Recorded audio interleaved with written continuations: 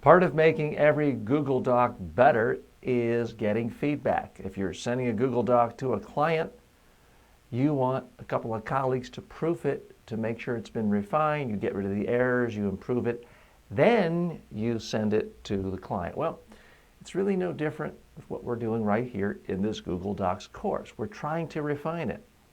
So we need your feedback. If you have any suggestions on how to make this course better, please let us know.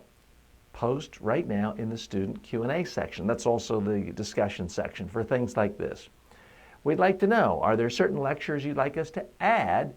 Let us know. Are there certain lectures you want us to take out? Let us know. Is there anything confusing that you think needs to be really cleared up? Let us know. So don't hold back.